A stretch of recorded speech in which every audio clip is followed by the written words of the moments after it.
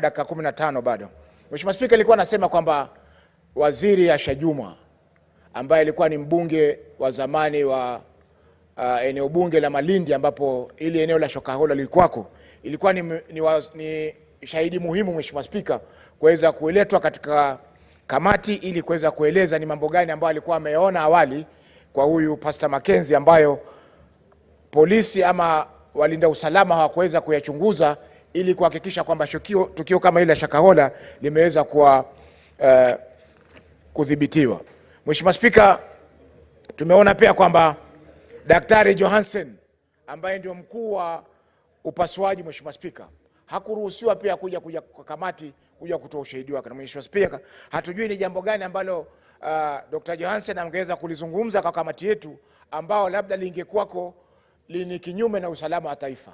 Tulimuona mkuu wa usalama Mheshimiwa Haji, Mheshimiwa Spika, Nurdin Haji alikuja kwa kamati na akatoa ushahidi bila shida yoyote Mheshimiwa Spika.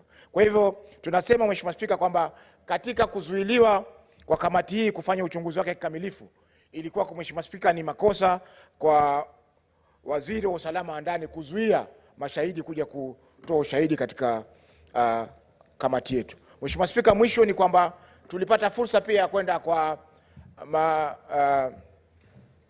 ofisi kuu za DCI Mheshimiwa Spika.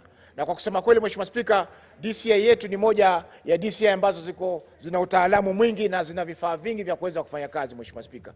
Lakini jambo la kusikitisha ni kwamba budget ama pesa zinazotengwa kwa shughuli zao muhimu Mheshimiwa Spika zimekuwa haba sana. Tukiangalia Mheshimiwa Spika, tulipokuwa pale hata ule wino wa kufanyia fingerprinting ili uchukuliwe vidole uweze kufanyiwa ile inaitwaje certificate of good conduct ilikuwa pia imepungua.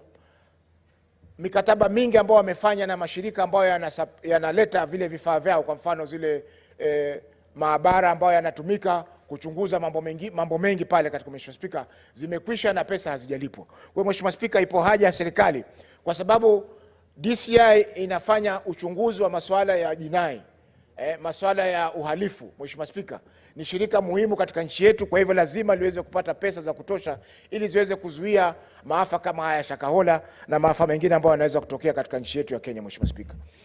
Kwa hivyo Mheshimiwa Spika, naunga mkono ripoti hii na ningependa kwamba Senate iweze kuikubali na yale zile taasisi ambazo zimeombwa zifanyie kazi ziweze kuifanyia kazi.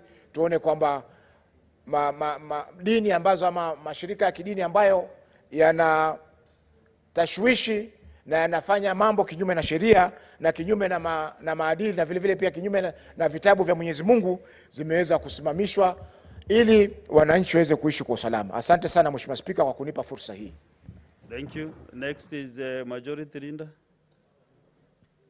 and Kericho Senator.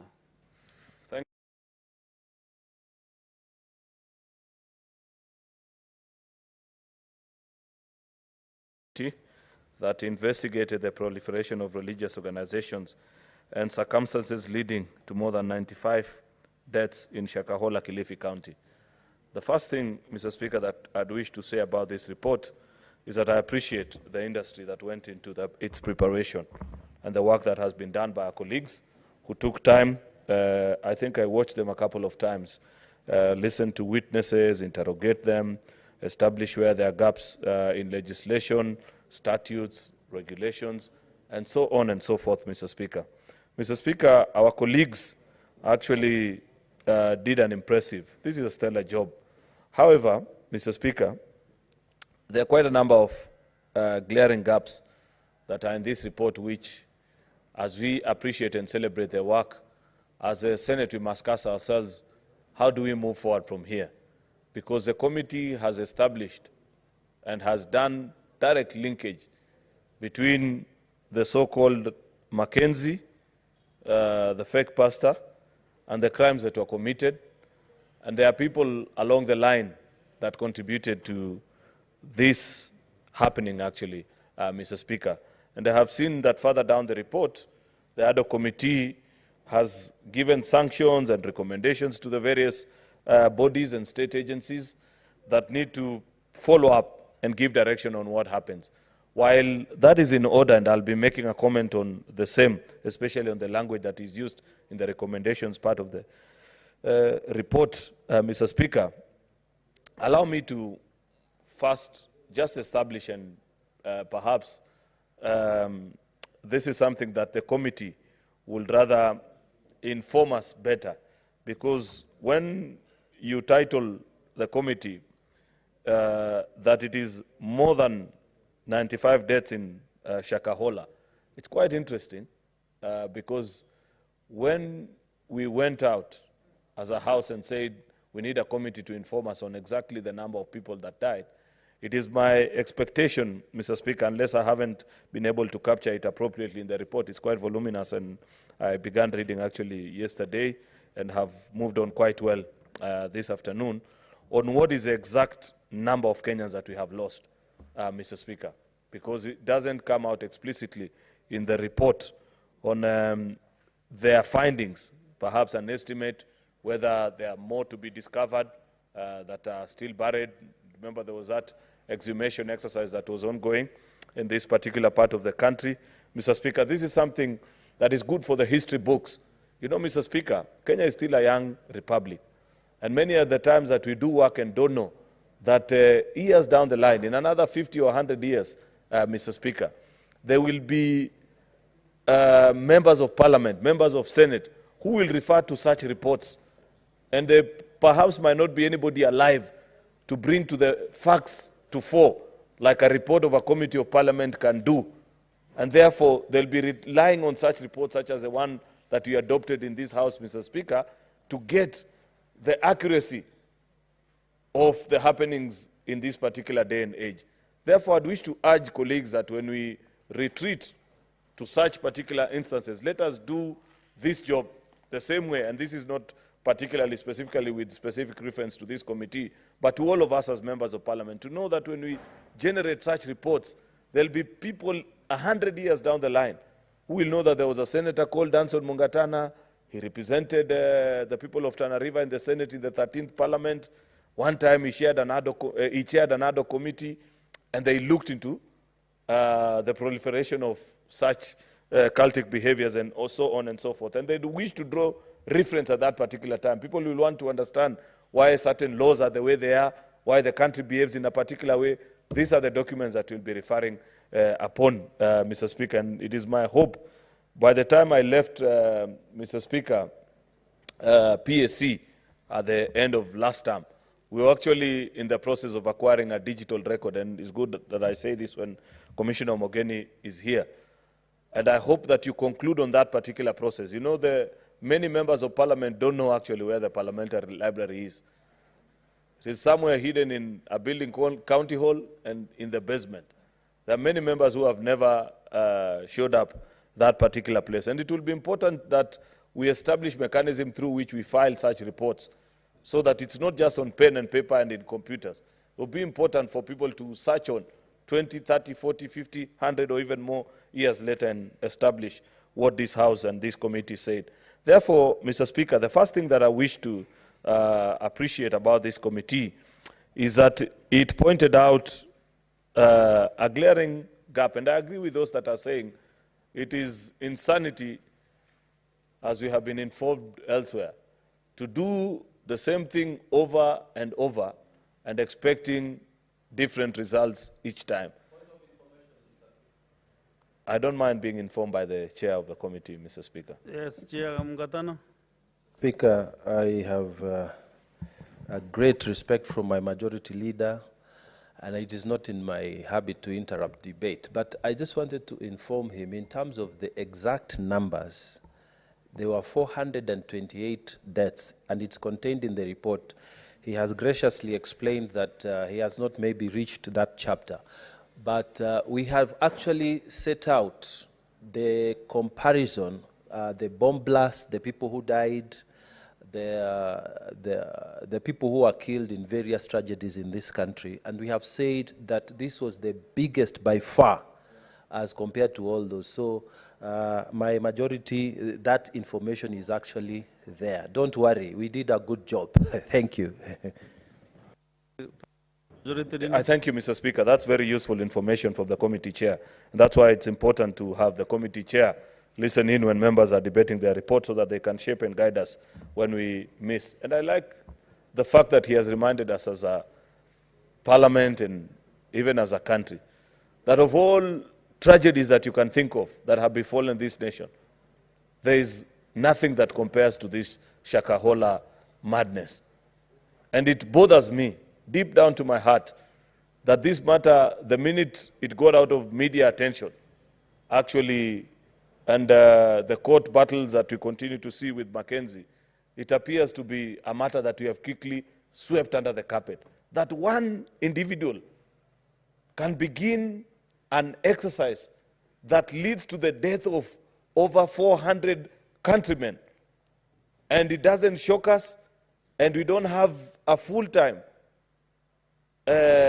schedule of punishment to those that in one way or the other, by commission or omission, participated in this exercise reaching the grave nature that it reached, Mr. Speaker, is something that should trouble all of us as leaders. Because believe you me, from all these 428 deaths that you have referred to, Senator Mungatana, I believe, and I know, I have seen actually, that most of them came from the far-flung corners of this part of this country. It could be somebody from Kisii, from Kericho, from I don't know where, whichever part, even as far as Turkana and Kakamega, the way Senator Boni was talking earlier on, Mr. Speaker. So think about it, good people. If you imagine the 1998 bomb blast, we know what has been done, how it's been recorded, how the perpetrators, some of them were found, others were not, because these were acts of terrorism.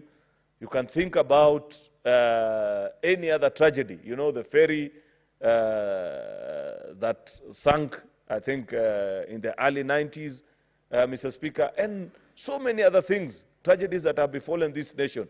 But like the chair is pointing us to this morning, Mr. Speaker, is the fact that there is no other tragedy that has befallen this nation, such as this particular incident, Mr. Speaker. And therefore, I'd wish to point out that if you read the recommendations, and this is where, Senator Mungatana, I beg now that you listen to me the way I equally listen to you. If you read our Constitution, and allow me to paraphrase, Article 94, subsection 5, gives us enormous power as Parliament.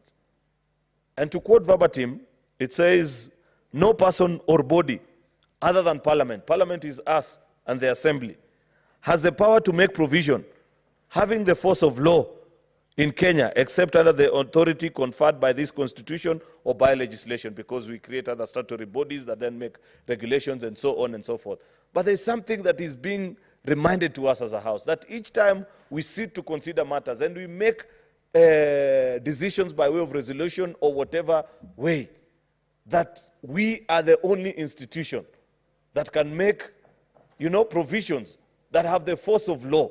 And therefore, even a committee report, when we make recommendations, we should make it fully aware, knowing that whatever decision we reach as a House, for example, once we conclude debate on this particular report, Mr. Speaker, it is expected that that is the resolution of the people of Kenya through the representatives. And therefore, when we make recommendations, they should have the full force of law. And I say that, Mr. Speaker, because I have taken time to read, and perhaps this is more on the Secretariat, but also new members, because as members of committee, you are not illiterate people. You are literate and fully aware of what each English word means. I don't appreciate the fact that the language of our reports, not just this particular one, but many of our reports continues to be the committee recommends, the committee did this. You know, that is very pale and opaque. We are the only institution that can make provision with the force of law. It is my sincere hope, and I hope Secretariat is listening, I hope members are equally listening, that each time now we begin to bring committee reports to this House, we shall have more far-reaching recommendations that are brought before the House, such that you make a decision and say the Senate or this committee instructs the Director of Criminal criminal investigations to do the following. This business of recommending, you know, when you recommend to somebody, they can choose to ignore you, your recommendation. And therefore, I don't appreciate this language that our committees continue to use in our reports about, you know, if you read, and they are very well elaborate recommendations. If you read the name of the officers, for example, who looked the other way, because there's clear acts of omission on the part of the county security team in Kilifi. And all those officers are listed. But then what is the recommendation of a committee? We recommend to the, let me get even that particular part, and I just read it because I had marked it out and said, this is something, you know, that the committee recommends. Yeah, here I got it. The National Police Service Commission should severely sanction security officers whose acts of commission or omission aided or abetted the Shakahola tragedy within 30 days of adoption of this report by the Senate. This shall include, and they are listed, you know, should severely sanction, and the following are listed: Joseph Kemboi, Charles Kamau Wahungu, Solomon Odera, Agbaso Guracha, and so on and so forth. About 11 officers that participated. But I don't appreciate the fact that we appear to be giving suggestions. It should be, Senator Mungatana, you guys carried out an investigation. You have established for us in the report. Anybody reading this report appreciates that actually what you guys are saying is true, that there was an act of omission on the part of these particular officers. I don't see a reason why, as a House of Parliament, we cannot make the necessary final recommendation, despite the fact that as Parliament we may not have the powers to prosecute. This should be a matter that you should conclude on it, actually send the file directly to Director of Public Prosecution. If there are any further details that need to be tied down, that is their business. But it is my belief that as Parliament we need to. Because when you say National Police Service to sanction, yet earlier in the report, Senator Mungatana, you have showed us that many of these officers, the only punishment is being given to them is a transfer. That is what I want us to reflect on deeply and think about it as Parliament each time we make these recommendations. Because there is no institution, good people, good senators, listening to me this morning, there is no institution in this country, not even cabinet, has the power that us as legislators we have. Each time we deal with matters as serious as this, let us interact and think about it. The same can be said about what has been recommended to the DCI, you know, that you investigate. It should start and read. It is the finding of this committee that this, and this, the necessary, then we direct the necessary institutions to do whatever is needed. I think I have made myself clear on that particular point, Mr. Speaker, and I have said, the reason I say this is because this is a work of a secretariat, because I've been in Parliament long enough to know how committee reports are done. It's generated by the secretariat, they do the typing, but even us as members, we cannot absolve ourselves of the blame, because we come and sit down and read through. Many times when I sat down in committees and served as a committee member, Mr. Speaker, I'd correct and say, please remove this, change from this language to the other. There is a presence of mind that is needed on us as members as well, that we need to appreciate when we are looking into these operations. I like the fact also, Mr. Speaker, just as a way of conclusion, that this committee is recommending a relook into this law. Actually, it's a 1968 law that governs the registration of societies, and they are guiding us on what we need to do. Because, let's face it, members, so long as we continue to register churches and religious organizations under societies, there is very little that you can do to Mackenzie's and the rest of this world, the rest of people that behave in that particular way. We must set up the office of a registrar of religious organizations, somebody properly trained in the field of religion. And there are people, we are not short of men and women in this country who have the competence, because, and we have the legal backing. We cannot say and fold our hands and sit down pretty on our laurels and say, oh, you know, religious is a sensitive topic. You cannot direct people on what to do. See what that lie says. Free looking at things has led us to as a country, where we are being told close to 500 Kenyans have died.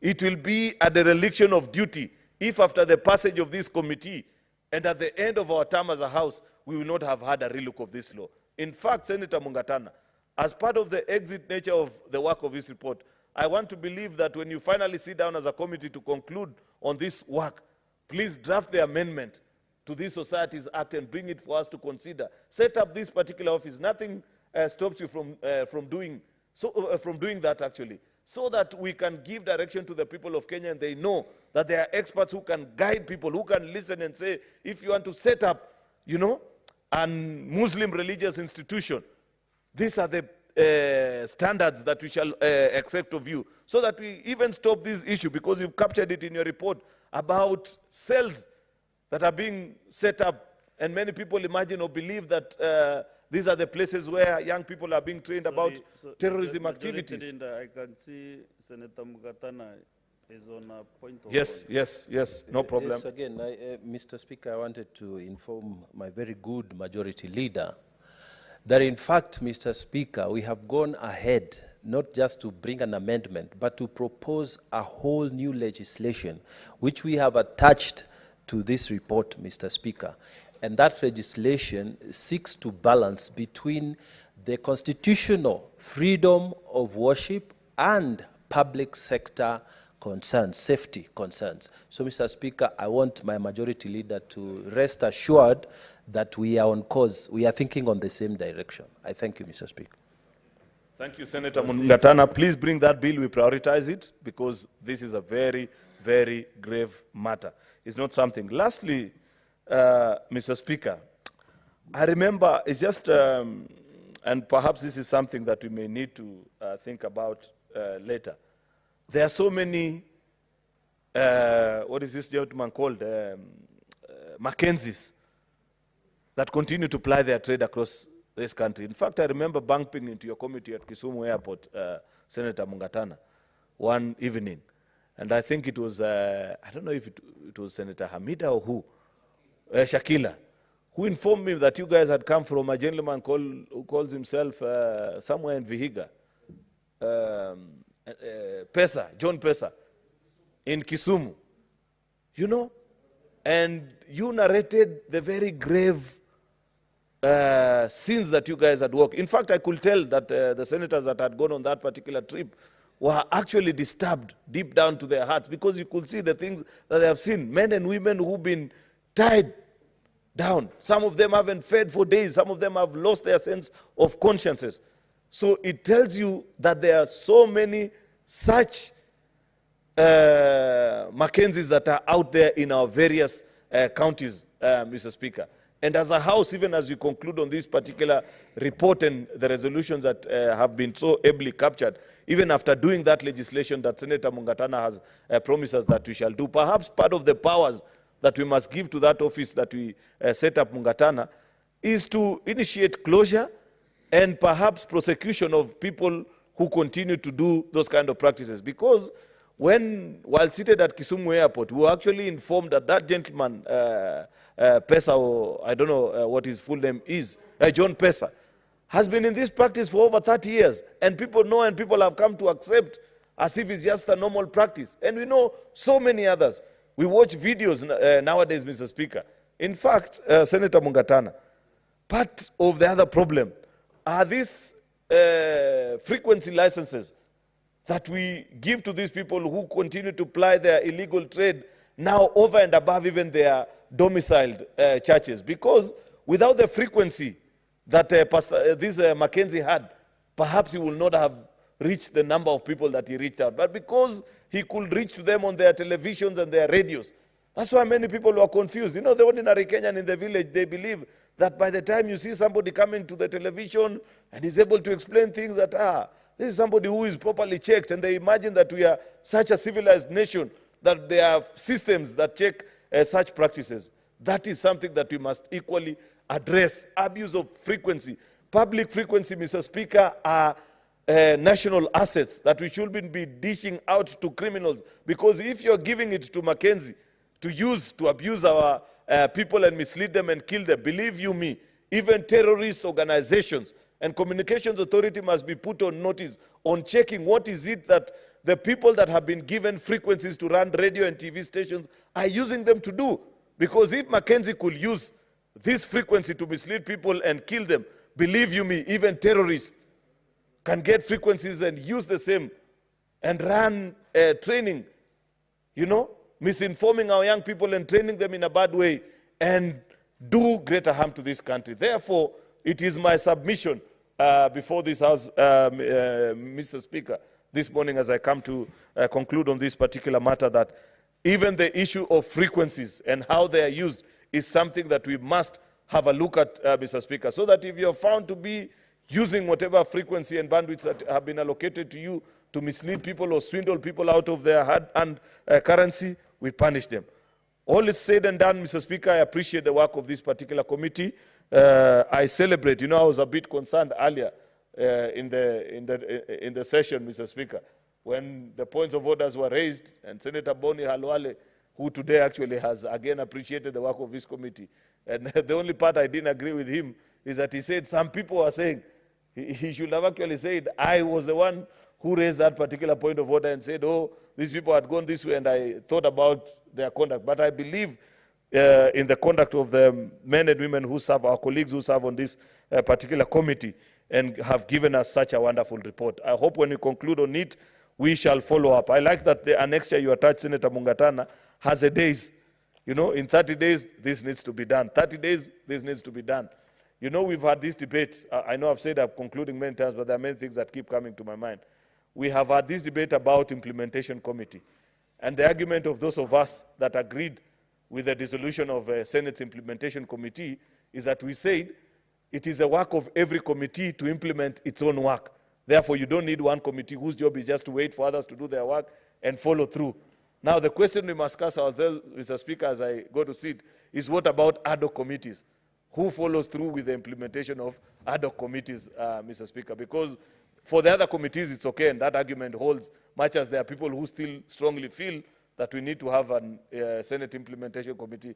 But what about ad hoc committees? That is something that we need to resolve. With those many remarks, I support this report. Thank you, Mr. Speaker. Thank you, Majority Leader. Ad hoc committees actually, they belong to liaison committee. They are born in the liaison committee.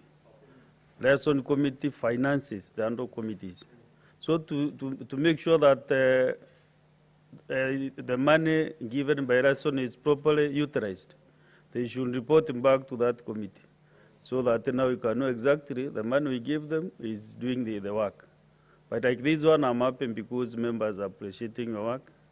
So at least to give you a clean bill of health. But you report back to us to the liaison at some point with a report. Who do you want to inform, Senator?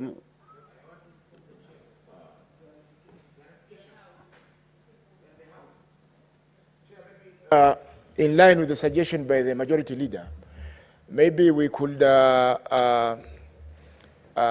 involve the different committees. For instance, recommendations that touch on security be referred to the National Security Committee. Legal recommendations be referred to the Legal and Human Rights Committee, and the rest will follow through. Just like we did with the dam report. Solar, yes. Thank you. That is fair enough, but to satisfy liaison that you have concluded your work, we need the whole report from the committee, from the ad hoc, and then you can give recommendations to the various standing committees. Do you have a problem reporting to liaison? I'm with you also on the standing committees, the recommendations. The committee was born in this House. Now that the report has been made to this House, the House may resolve now to take it back to liaison, and liaison will involve the different committees. I have no problem with your suggestion, Chairman. Yes, Majority Leader. I agree with what Senator Faki is saying. Maybe, and this is part of the improvement to the nature of how we do our reports, because I took some time to explain that particular point, is that in conclusion, because they have done a very good matrix, this needs to be done, this number of days, you could include that particular comment now to cater for what Senator Faki is saying. That security and blah blah committee to monitor. So this and that committee to monitor. Thank you. Also, maybe for future reference, our children and grandchildren, when they read this report, They will never tell where Senator Danson Buya Mugatana was serving. So the secretary also to note there is a senator for Tana River County. All these names are just blank. So that is my observation. I'm not debating, but it's an observation as the chair. So next is Deputy Minority Leader, Senator Wambua Enoch. Thank you, Mr. Speaker. Mr. Speaker, allow me to use part of my time to also comment on the issue raised by Senator Cherargei and Senator Faki. Mr. Speaker, you know, there is a reason why ad hoc committees are created. They are created on the understanding that the issues that they will be dealing with are too weighty and too involving for parent committees to be able to resolve the same issues within reasonable time. The Speaker, you protect me from the outgoing Speaker. Thank you, the Speaker. And so what am I saying about these ad hoc committees? The Speaker, if the committees are created to handle work that the House is convicted cannot be effectively handled by the parent committees, then it would be wrong then to create an avenue for ad hoc committees to also begin to generate work for the parent committees. Because where will we stop? It's a debate that we can have and agree on best way forward. There was a suggestion at some point that we seriously relook at the establishment of the implementation committee. That did not come to pass. But Mr. Speaker, that's a debate for another day. Mr. Speaker, today I want to congratulate the team led by Senator Mugatana for coming up with such a comprehensive report. And I'm happy to note, and in fact this is our first one, and maybe it should actually become a requirement, that ad hoc committee should come up with draft proposals for legislation. Because they are given quite some bit of latitude, and I believe also facilitation to undertake their work. I'm happy to note that the committee has come up with a draft religious organizations bill. I will be looking forward to make a contribution to that bill, even when it is tabled in the House. Mr. Speaker, I'm also torn in between, Mr. Speaker, preaching today and between the two. Because the things that we are dealing with here today, Mr. Speaker, are not necessarily exclusively physical. They are also, to some extent, spiritual issues. Mr. Speaker, at the beginning of the report, if you look at even the title of the report, when they started, they were dealing with 95 people that had been exhumed, bodies. At the conclusion, they are concluding with 429. The Speaker, that's a huge number of people. And the agony of it, the Speaker, is that these people don't come from just one location or one region. These people come from all over the country. It is impossible for this committee that has concluded its work, it's impossible for anyone to actually place a finger and say, this is the exact number of people that were killed and buried in Shakahola. Today, Mr. Speaker, there are people that are still missing. Senator Wambua, just one moment. Senator Mohammed Faki, what is your point of information? The Speaker, do I want to be informed? Would you want to be informed by Mohammed Faki, Senator Mombasa? You can inform me. Chair, I know, thank you, Chair. I know this issue of 95 and 425 will bring maybe the need clarifications from the membership of the committee. You know, when the resolution to form the committee was made, At that time, the people who had been mentioned were 95. That's why the heading of the report is the Shakahola ad hoc committee investigating the 95 people who were killed during who were mentioned initially as having been the victim of the Shakahola massacre. However, during the investigations, it came to light that there were 425 or more people who had died, because by the time even as we were writing our report, exhumations were still being done and new bodies were being recovered from the site. Therefore, the 95 was the initial number that we had when the resolution was being made by the House, and the report has to capture that resolution. Thank you. Mr. Senator Speaker, Wambua, do you find that information helpful? Because no, it's I not. didn't find it helpful It's not- myself. it's not useful at all, but that's fine. Speaker, you're just saying exactly what I said, that when they started, they were dealing with 95 exhumations. By the time they were concluding, there were 429. I'm very sure from that day to date, there could be more. So it's fine. He has taken his time to do what he wanted to do. The Speaker, I said I will mix two issues here. The Speaker, the Apostle Paul, when was writing a letter to his son, his spiritual son, Timothy, in the book of 2 Timothy chapter 3, verse 2. He tells his son that in the last days, men will be lovers of themselves, lovers of money, they will be boastful, they will be proud, abusive, disobedient to their parents, ungrateful, and unholy. He continues to warn him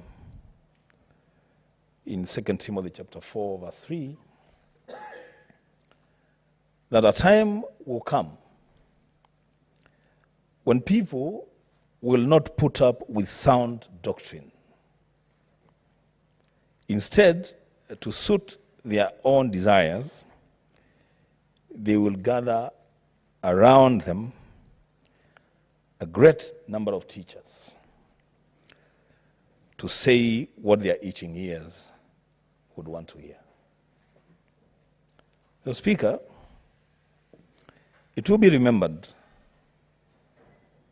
that in the process of exhuming bodies from Shakahola and rescuing some innocent, that they should be let to die,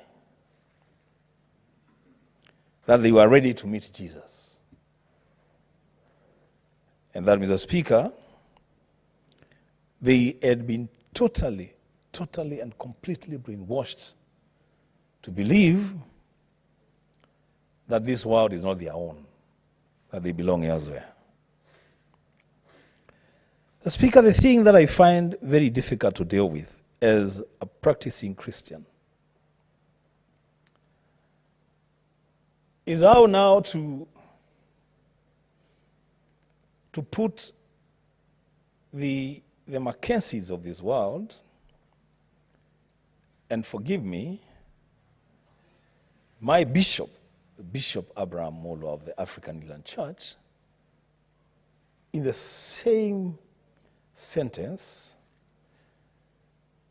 and think that I can compare them as though I'm comparing to be done, something must be done. The recommendations of this committee, I have looked at them very carefully from 135, and I have made 3 or 4 observations. I'll be very brief on this one. There's a recommendation, Mr. Speaker, to probe the Kilifi County Security Committee, and that responsibility is given to the DCI. The question that I have to ask, Mr. Speaker, when these things were happening, when these people were dying wherever they were dying, when these people were being buried in Shakahola, the DCI was operational. It has officers all over the country. The DCI actually is a member of the Kilifi County Security Committee, as is the National Police Service, as is the NIS, as is the Commissioner. Now, when we ask the DCI to investigate the committee, are we asking the committee to investigate, the DCI to investigate itself? And what will happen if they find that the committee is culpable? What judgment are they likely to pass? As Speaker, I will build my case and conclude in 2 minutes. Just allow me to go to the operationalization of the National Forensic Laboratory. A very important recommendation. I have had opportunity, Mr. Speaker, to visit the forensic lab in Muthaiga. And when I was taken around the facility, I was told a state-of-the-art facility, only comparable to, I think, another one in South Africa, and that we should be able to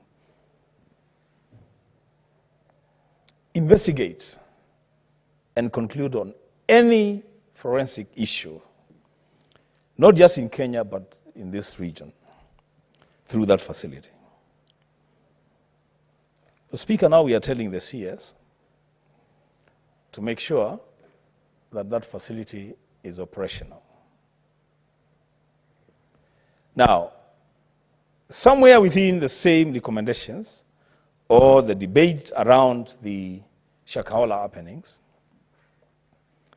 and on the floor of this House, the character of the CS has been brought to question, and especially in his role in stopping witnesses from appearing before this committee. If that be the case, Mr. Speaker, how then is it expected that the CS will fast-track the operationalization of a facility to bring closure to a matter that he has personally brought in handles for it to be concluded? Again, there is a recommendation of the Speaker to strengthen the Witness Protection Agency. And I believe, because it's open-ended, I believe that the officers responsible for that then would be the CS himself, would be the DCI, maybe the NIS. The witness protection, the Speaker, is a very important component of any investigation in any country. I have said on the floor of this House, and I want to repeat, the Speaker, I am a journalist of long and good standing.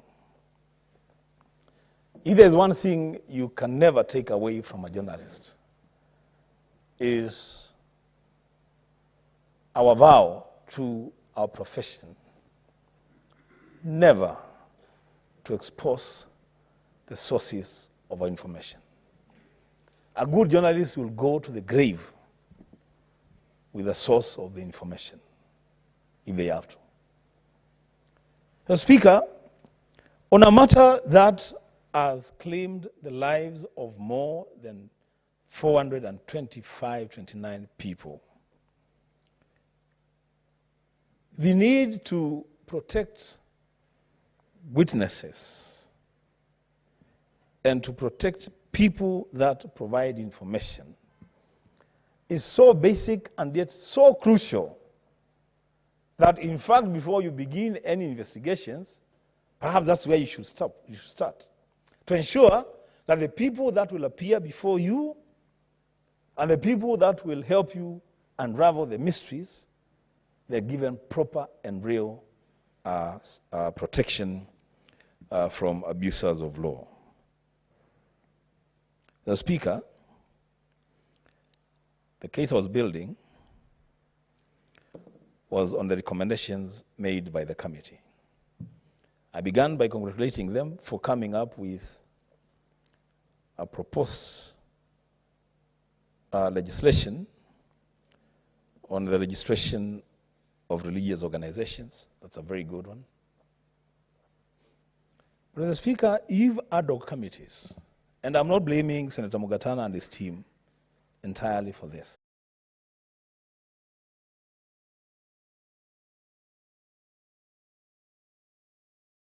Investigative agencies. So, Mr. Speaker, so what's the use then of having an ad hoc committee? I thought, Mr. Speaker, then the best thing to do for ad hoc committees to justify the time and the resources, and I do support that ad hoc committees should be sufficiently facilitated to undertake their work, including, if need be, foreign travel to do comparative studies. If Mr. Speaker, that is achieved, and I know it should be achieved, then ad hoc committees should make unequivocal directions to agencies of government. For example, Mr. Speaker, what stopped this committee from directing that the Cabinet Secretary for Interior appears before the Committee of the Whole of the Senate to specifically respond to questions around him stopping witnesses from appearing before the committee? A clear directive, not a recommendation. What would have been difficult, Mr. Speaker, for this committee to direct that the head of security in Kilifi County be sacked and prosecuted for negligence of duty, which led to the death of more than 429 people. Mr. Speaker, when we start recommending that these people be investigated, and we have been told from the opening remarks of the report that they have been transferred to other jurisdictions, perhaps we will continue with the same work. Mr. Speaker, we are beating the purpose for establishing ad hoc committees. Mr. Speaker, with those few remarks, I support the committee for a job well done, but ask them to consider, maybe in the course of the debate of this committee, if they can also, it's allowed, Mr. Speaker, for them to amend their own reports and make even just 2 or 3 directives. So, Mr. Speaker, then we give ourselves some teeth to bite as a Senate. Mr. Speaker, I support. Thank you, Senator. Senator Gloria Uruoba. Thank you, Mr. Speaker. Before I go ahead to give my comments on the report that has been submitted by this ad hoc committee, I want to just take note, because I'm always reminded, Mr. Speaker, by senior members. I'm a first-time parliamentarian, and I'm always reminded that this is a house of order, this is a house of procedures, that we are guided by standing orders, and we continue to conduct our business within the framework of our standing orders and the procedures, Mr. Speaker. Having said that, I think it is important for me to point out that it is not proper that we just sweep under the carpet the issue of the irregularity that the committee went ahead and literally engaged in, Mr. Speaker. The ad hoc committee that was set up is rooted from the liaison committee. The liaison committee, as I'm reminded, is actually under select committees. Under the select committees, Mr. Speaker, we are guided by procedures and rules on how to conduct our meetings, how the meetings are chaired, how the meetings, can be conducted, all those procedures. As a matter of fact, I had to go back and do a refresher course on my standing orders, from Standing Order 197 to Standing Order 228, Mr. Speaker. In there, you will see how committees, committee work, meetings, and all sorts of committee business is conducted, Mr. Speaker. Mr. Speaker, to have a group of senators convene without the proper procedures, Mr. Speaker, and actually travel and go out and allegedly conduct committee work without Hansard, Mr. Speaker, as I am informed, that there was not even a Hansard secretariat to sit down and document on all the meetings and engagements that were being held, and document on even the witnesses they were allegedly going to see, Mr. Speaker. Then I ask myself, because I'm a new senator, if we are going to be the House of Oversight, how then can we come and say that Pastor Ezekiel or Mackenzie or the Interior Minister are out of order, when ourselves, Mr. Speaker, we cannot follow our standing orders?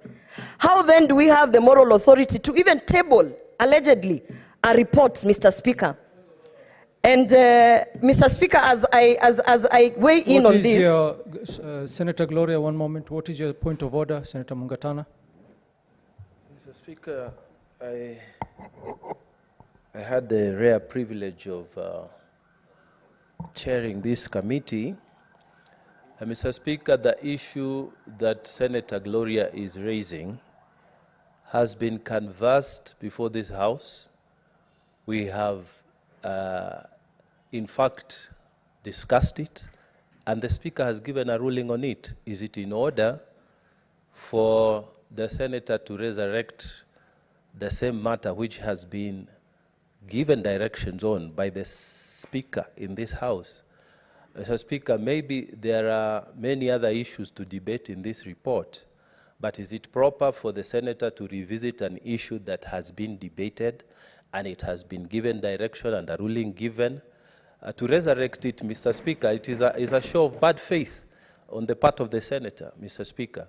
Maybe you can give us guidance, Mr. Speaker. What is your point of order, Senator Mohamed Faki? I have listened to Senator Roba alleging that the Select Committee is under the guidance of the Liaison Committee. Under which standing order does it provide that the Select Committee is under the guidance of the Liaison Committee? Number two, Honorable Speaker, I've looked at the standing orders that she had alluded to, but none of them supports the assertions that she's making before this House, Mr. Speaker. We know she may be a novice senator, but the mistakes that she's making are not proper, Mr. Speaker, sir.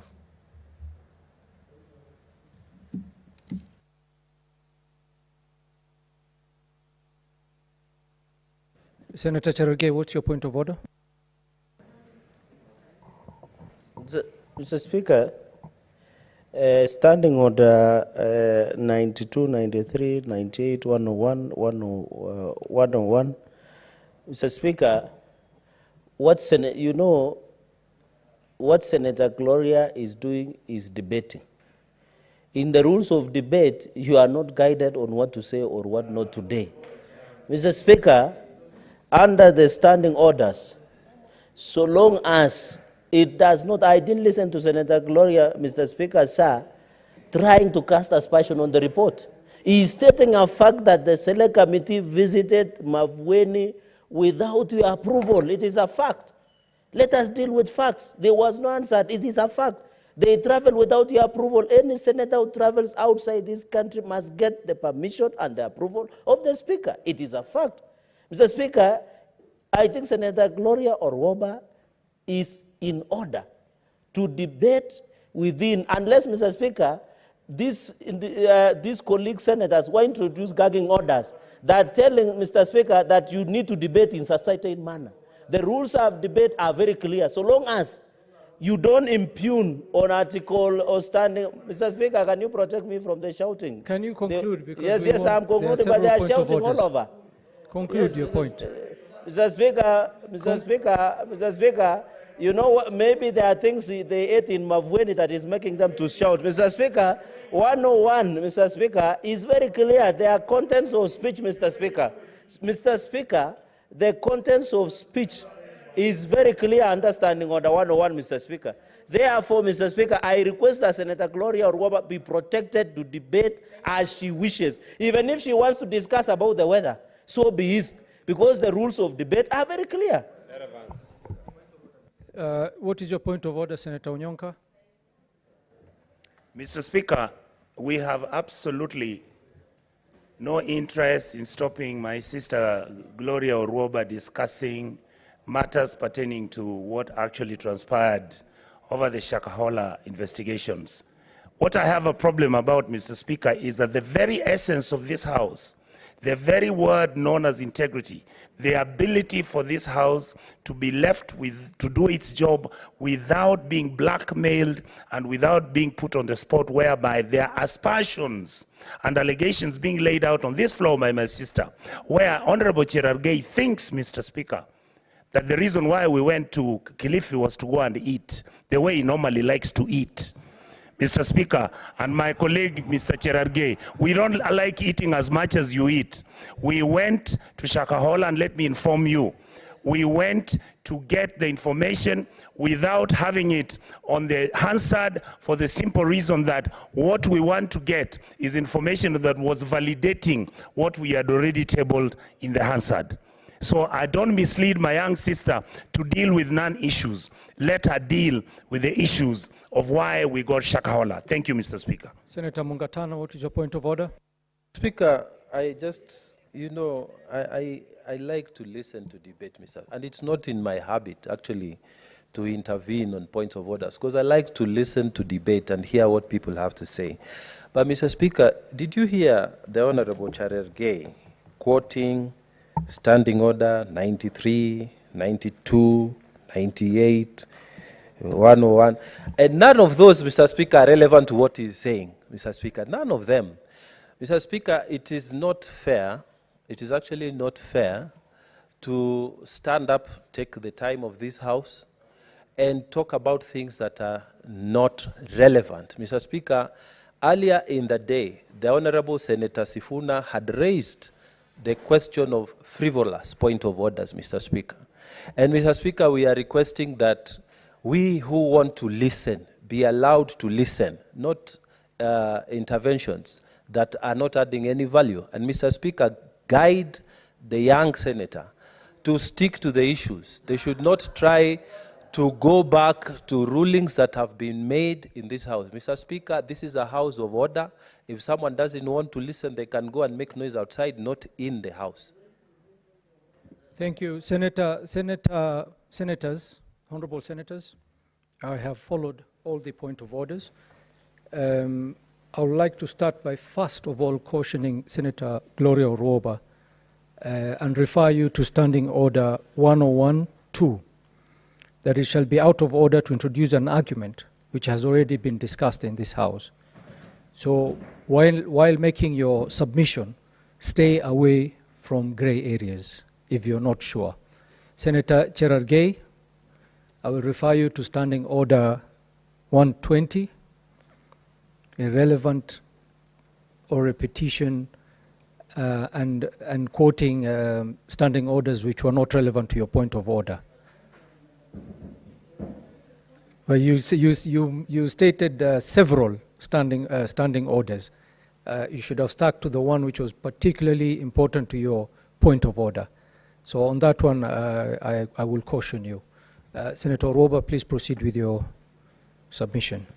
Thank you, Mr. Speaker. I stand guided. Allow me. And one more thing, Senator Orwoba. Yes. You did mention that you're still fairly new in understanding the standing orders. When a select committee is sent out, it is not necessary that it has to be recorded on Hansard or there have to be a secretariat. What is important is what is captured in the report. And that is why you're making your submissions now on the report. Mr. Speaker, I stand guided. And Mr. Speaker, for the record, kindly protect me. For the record, Mr. Speaker, let it be noted that all the standing orders that I mentioned, 197 to 228, guide us on matters business that is being connected under select committees. Mr. Speaker, I'm finding it very, very difficult each and every day when we come to give contributions, particularly as young women senators, that we keep on getting all this it's like, you know, I've heard Senator Mungatana, Mr. Speaker, stand up and say, guide the young senator. You know, Mr. Speaker, some of this terminology and allusions of discriminating senators based on their gender, based on their age, Mr. Speaker, this culture must stop. Mr. Speaker, as I continue to give my submissions, Mr. Speaker. Senator Oruoba. I would like... Senator Oruoba, just a moment.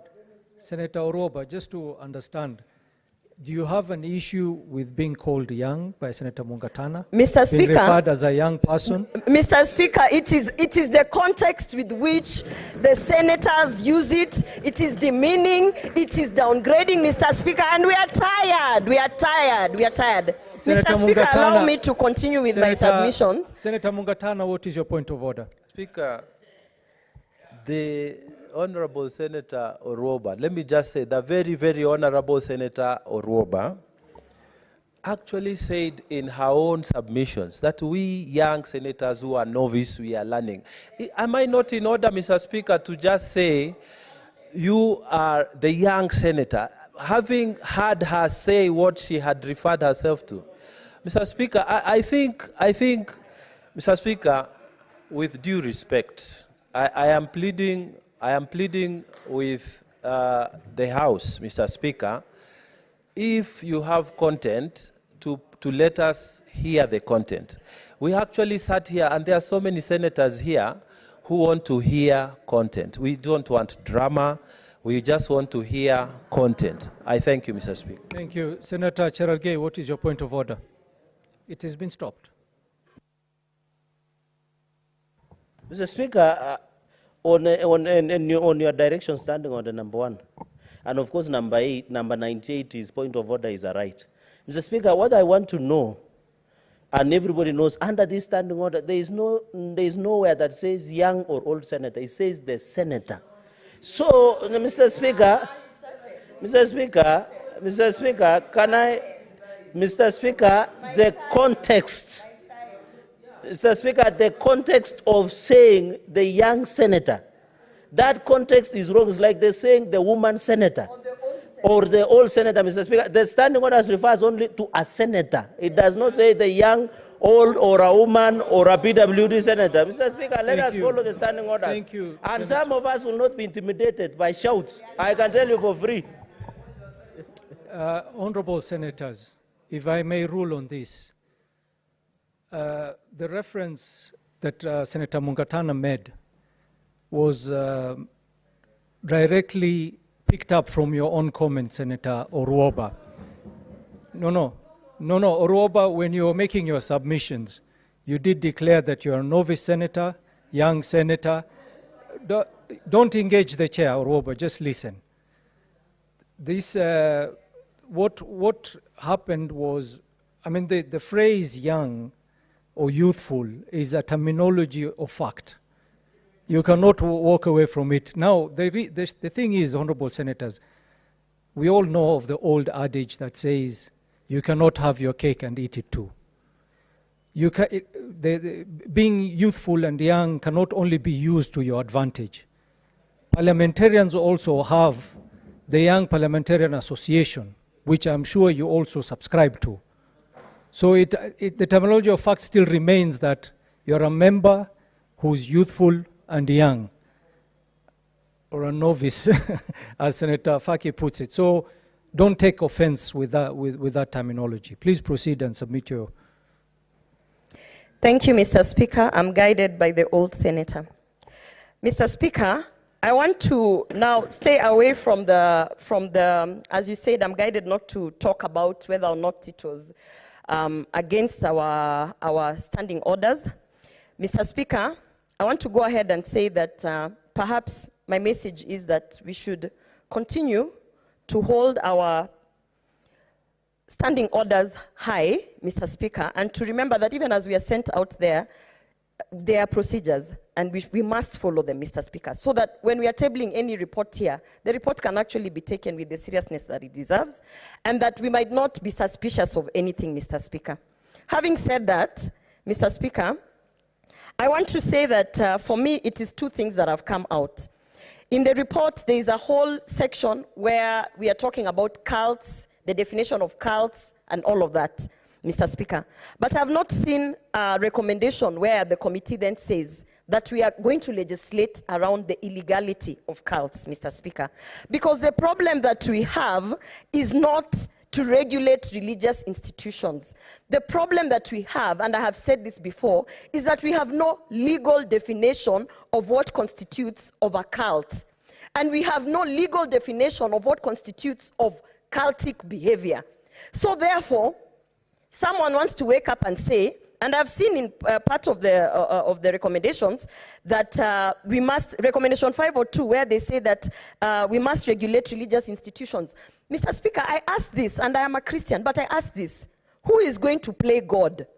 Who will now come and say, I am God, and I'm going to regulate Seventh-day Adventists, and from today you must eat meat? Or who is going to come in and say, I am God, I'm going to regulate the Catholics, and you are not going to use the rosaries and whatnot? Mr. Speaker, it is completely insane that, and this I find very disappointing, that a whole committee can sit down and say, let us regulate religious institutions. Where do you start, Mr. Speaker? Who will now act God? Who will decide that the Catholics have actually... Senator Mungatana, what is your point Mr. of order? Speaker, I must be protected. Those are frivolous points of order. No, it's not for you to determine, Senator Uruoba.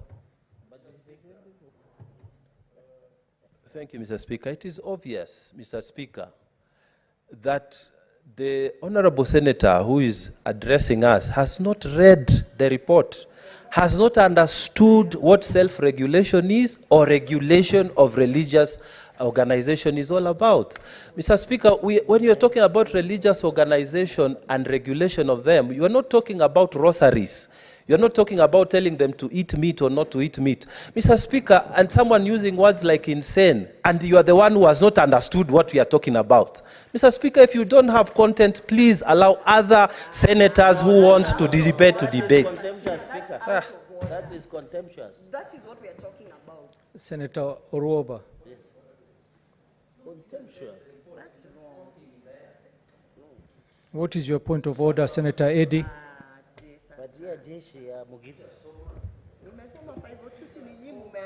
Mr. Speaker, you know, I'm rising under point of order number 105. Actually read together with 101. Because, you know, the Senator Gloria has used terms like, it is insane that this committee would make certain recommendation, which for me, it borders, you know, throwing aspersions on the entire committee, actually, on the entire individuals who are in this committee, Mr. Speaker. And Mr. Speaker, you know, if you are going to take a section of the report, a line that perhaps was sometimes a summary, Mr. Speaker, the committee has provided to this House an entire legislative proposal in that report. On, I'm on a point of order. What is wrong, Mr. Speaker, with the Senator? Mr. Speaker, there is an entire legislative proposal on how to handle the misgivings that we are seeing in the religious institutions.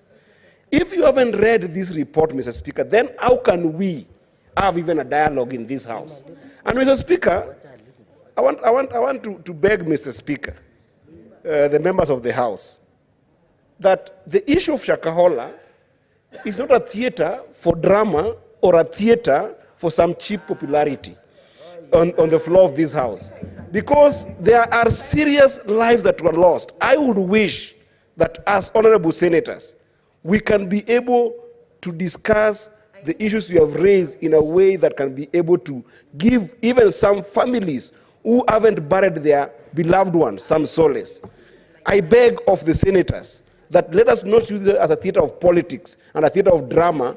When you have a report on your hand, they are very well detailed stuff, and actually there is a whole legislative proposal with regards to what you're quoting. So take your time, go read, come back to the House, and then you're able to contribute meaningfully. I thank you, Mr. Speaker. Senator John Methu, what is your point of order? Thank you very much. Thank you very much, Honorable Speaker. I also note, because I think many people want to contribute to this particular motion. I am also here. I want to contribute.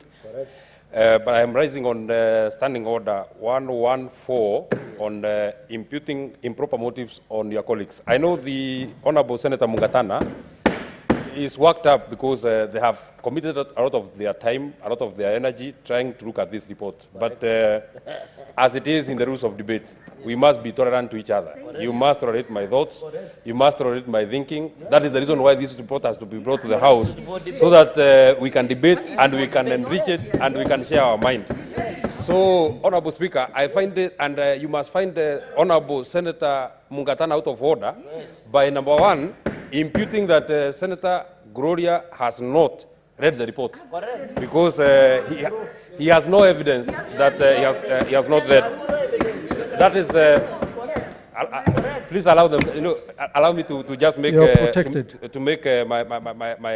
final comment. Yes. Honorable Speaker, yes. You must then also find him out of order to impute that Senator Gloria does not have content, because he said, he actually said, Honorable Speaker, that if you do not have content, then sit down and allow the other people. Honorable Speaker, you must find the chair of the Select Committee, Honorable Danson Buya Mungatana, out of order. And he must withdraw, apologize, and take his time. And allow us to debate the report. Senator Mungatana, you had already made a point of order. Go ahead, make your point of order. Mr. Speaker. Because you mentioned him specifically. Yes, so I have a right of reply. Honorable Senator John Methu has said that there might have, I said that Senator Gloria has not read. Mr. Speaker, there was a great member of parliament here, Jean-Marie Soronet, who said, this House, when he was challenged to substantiate, he said, you cannot substantiate the obvious. Mr. Speaker, when someone stands and starts saying regulation of churches is to tell them not to eat meat if you are SDA, that's a person who has not read the report. When you say the Catholics should not use the rosary, that's a person who has not read the report. He's completely out of order because he's misinforming the public using this prime podium, Mr. Speaker, to say things that are not in the report. So, Mr. Speaker, I want to quote again for the satisfaction of Honorable Senator Methu that we cannot substantiate the obvious. I thank you, Mr. Speaker. What is your point of order, Senator Cherargei? Mr. Speaker, as you rule, Mr. Speaker, as I agree that every member has a right to raise on a point of order. Is it in order for the Senator Danson Buya Mungatana to assert that there are members of Senate who do not have content or have not read? Does he have readometer? Does he have readometer, Mr. Speaker, to know who has read to which level or not, Mr. Speaker? Mr. Speaker, the rules of debate, in conclusion, Mr. Speaker, the rules of debate, the reason this report was brought before the floor of the House, Mr. Speaker, with a lot of tremendous respect, was for us to debate on it. If the committee felt that some of us would not give an opinion of what they did, then what is the reason we're having this debate? Mr. Speaker, I'm saying the Senator Mungatana should be ruled totally out of order. Not only out of order, Mr. Speaker, because you cannot be saying and casting aspersions. You can imagine, as he said, we have the prime platform. You can imagine Kenyans will now believe that Senator Gloria Orwoba does not have content. Yet we know Senator Gloria Orwoba is one of the finest senators in this House, Mr. Speaker. You must protect your members, Mr. Speaker. We don't want Senator Gloria to be harassed on the streets because Senator Mungatana says she's one of the best and finest, Mr. Speaker, that we have. Senator Mazayo and Senator Eddy, you cannot direct the chair. Correct. It should be thrown out. Honorable senators, I would like to refer you to Standing Order 101, and this is specifically for Senator Orwoba while you're making your submission, that it shall be out of order to introduce an argument on specific questions upon which 1013. It shall be out of order to use offensive or insulting language, whether in respect of senators or other persons. As you are making a submission, try to use parliamentary language and avoid attracting this point of order. Thank you, Mr. Speaker. Just one moment, Senator Orwoba. Senator Orwoba, just one moment. I also refer you all to Standing Order 1014. Yes. No senator shall impute improper motive to any other senator or to a member of the National Assembly. Yes. Please be guided with these standing orders. Correct. You have 5 minutes, Senator Orwoba. Mr. Speaker, I have read the report, Mr. Speaker. I have read the report in depth. As a matter of fact, I've been waiting to contribute to this motion since Wednesday. And on Thursday, I sat here until 6:30, Mr. Speaker, when time was up. Yesterday, I was also waiting to contribute, Mr. Speaker. I can see that they've put the light on, yet my time has been taken. Mr. Speaker, in the recommendation that the committee has put out, recommendation 502, may I read it? It is on page 155, Mr. Speaker. It says, the committee recommends, this committee, the ad hoc committee that was put out, that committee recommends that Parliament enacts the proposed religious organization bill to provide a legislative framework for the regulation of religious organizations. Mr. Speaker, it is to that point that I am actually contributing and saying, who will play God? Who will be the regulator of this religious institution? Because that person must be a higher being. That person must be greater than the religious institutions. So that person essentially must be God. And Mr. Speaker, that is what I'm saying. When a committee has sat and said that this is the recommendation, I am now asking, because, Mr. Speaker, I am specially elected, and I'm specially elected by women, Mr. Speaker. And those women are asking me here to come and say, while we are putting and legislating and saying we are going to regulate the religious institutions. Senator Orwoba, if I could interrupt you. You read page 151? I read page 155, regulation 502, where they have recommendation. The same report that has been given to me that I have been, interrogating, Mr. Speaker. I can repeat, the committee recommends that Parliament enacts the proposed religious organization bill to provide a legislative framework for the regulation of religious organizations. Further, establishment of the Office of the Registrar of Religious Organizations, registration framework, qualification of religious leaders, offenses and penalties for non-compliance, among others.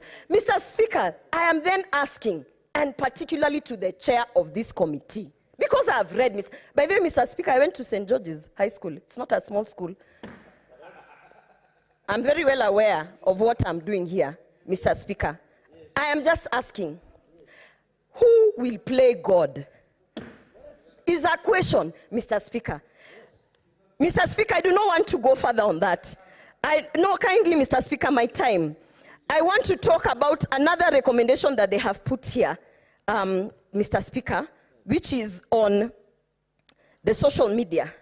They talk about cleansing social media.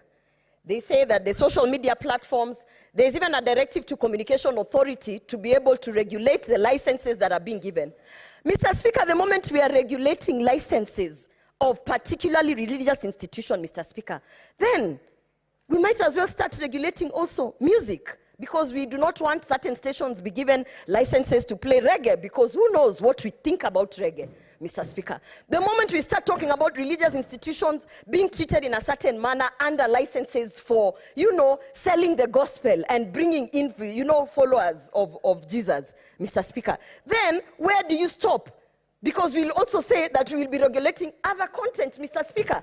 And all I am saying is that, and if my fellow senator, the chair of the committee, would actually just be tolerant to divergent views, Mr. Speaker, that we are giving, then he'll understand that when I was saying that regulating religious institution, for him it might not mean that necessarily regulating the basic nitty-gritties. But what are you going to regulate if not the activities of the religious institutions? You must regulate the activities, because Shakahola happened, and I repeat, because of cults. We have not legally defined a cult, and we have not made it illegal for certain actions to be defined as cultic actions, Mr. Speaker. So then, my submission is, instead of going to the religious institution, come here and give us recommendations of how we are going to define the cultic practices, so that anyone who's seen doing a certain activity, we can immediately point out and say, hey, that is a cult, that is a practice, and that is illegal, that person must be arrested. But coming to tell us that we are going to regulate religious institutions, Mr. Speaker, and using parliamentary language, for me, I will say that it is not proper, Mr. Speaker. So therefore, I want to submit and say that perhaps if the Senate ad hoc committee was not too quick to start. I will add you 1 minute to conclude.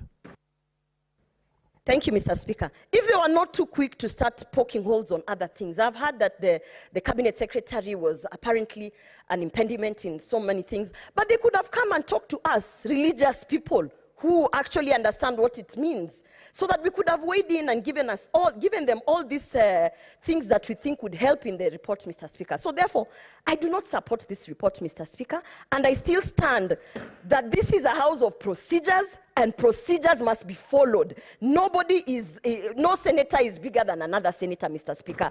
No, he could be older, I could be younger, but the standing orders and the proceedings, they are there for all of us, Mr. Speaker.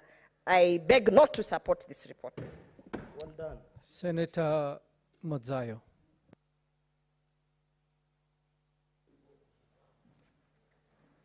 Asante, Mheshimiwa Spika. Mheshimiwa Spika, cha kwanza nataka kutoa kongole. Utanisamehe kidogo, sauti yangu si nzuri kwa sababu hali yangu ya afya kidogo iko na matatizo, kwa mafua mengi, kwa mvua ya El Niño na kadhalika. Bwana Spika, kwanza nataka kutoa kongole sana kwa kamati yetu ambayo tulikuwa tumeituma kwenda kufanya hii kazi ya kuchunguza maafa yaliyotokea huko Shakahola katika kaunti yangu ambayo ninayowakilisha ndani ya bunge la Senate, kaunti ya Kilifi County. Bwana Spika, kamati hii ilifanya kazi ngumu sana, na kazi yake ilikuwa ya kusikitisha, lakini ilikuwa ni lazima wafanye kazi kwa sababu ilikuwa ni sharti kulinganisha na yale maafa ambayo yalikuwa yametokea. Kwa hiyo nataka nimpatie kongole aliyekuwa mwenyekiti ndugu yangu Danson Mungatana na kamati yake kwa kazi walioifanya.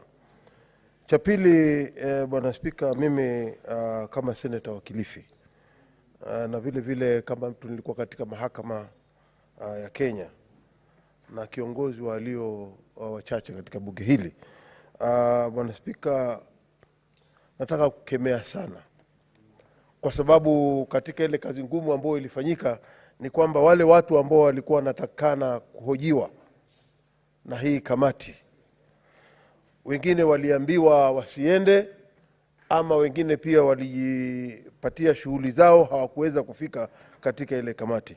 Bwana Spika, kamati ya bunge ni kamati muhimu sana, na ikiwa haswa jopo hilo limefanywa na bunge, ni kwamba kamati hiyo ni lazima iheshimiwe. Tumeona ya kwamba kunao watu fulani wakiwa katika mamlaka ya serikali wanaweza kuambia washahidi fulani wasiweze kufika mbele ya kamati hii. Hilo ni jambo ambalo ni la kusikitisha. Bwana Spika, nataka kusema tu cha pili ni kwamba kule Shakahola wengi ambao walikuwa wamepatikana huko wakiwa wametupwa huko Shakahola ama wamefukiwa, sasa ikawa shughuli kubwa ni ya kuwafukua. Wengi katika wale watu, baadhi ya wale watu ni watu ambao hawakutoka katika ile sehemu ya Shakahola.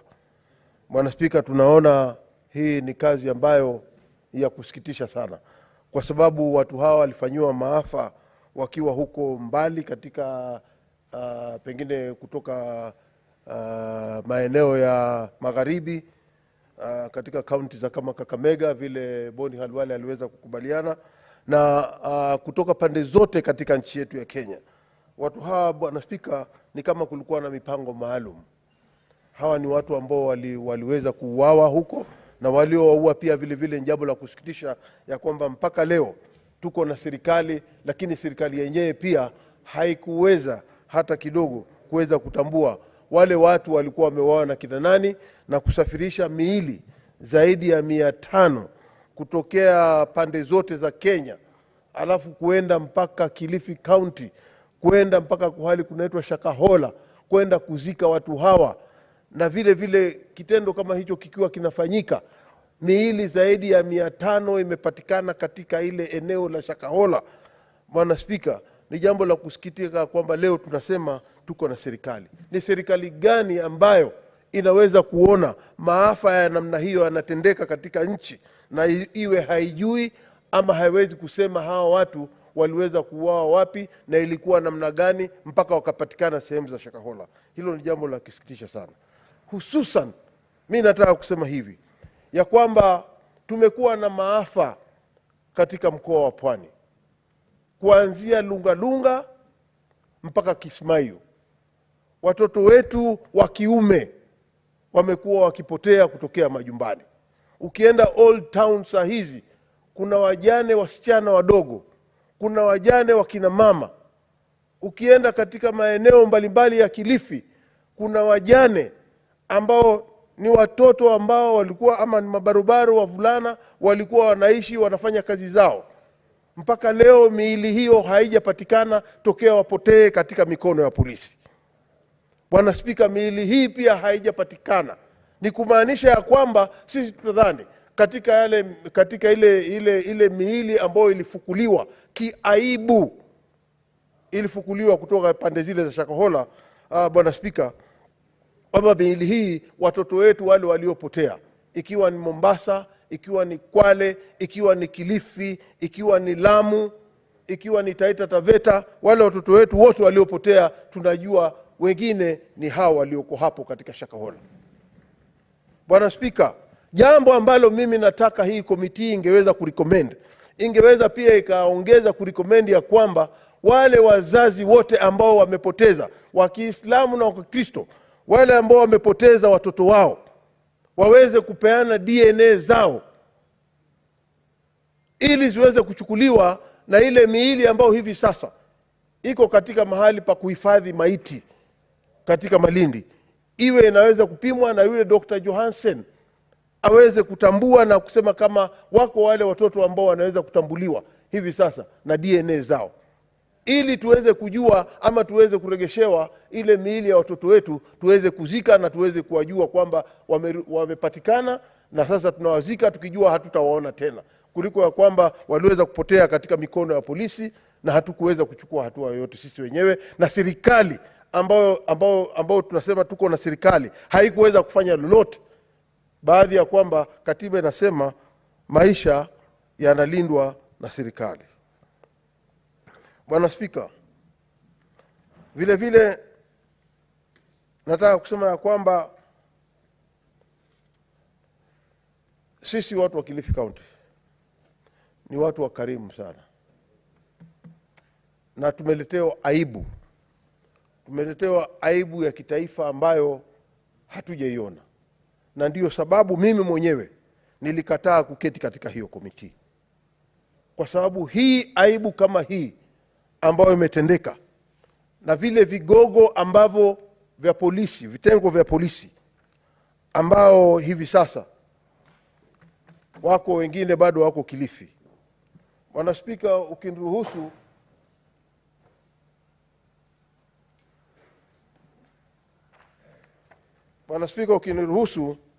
ninaweza kukwambia katika ukumbi wa karatasi 425 kuna wale wakuu wa polisi ambao wameweza kutajwa hapa, ikiwa kuna Joseph Kemboi ambaye alikuwa senior superintendent wa polisi, kuna Charles Kamau Wanguhu ambaye alikuwa Assistant Superintendent of Police Malindi. Kunaye Solomon Odera ambaye alikuwa Superintendent of Police Sub-County Police Commander. Kunaye Agamso Guracha ambaye alikuwa Superintendent of Police Critical Infrastructure Protection Unit. Kunaye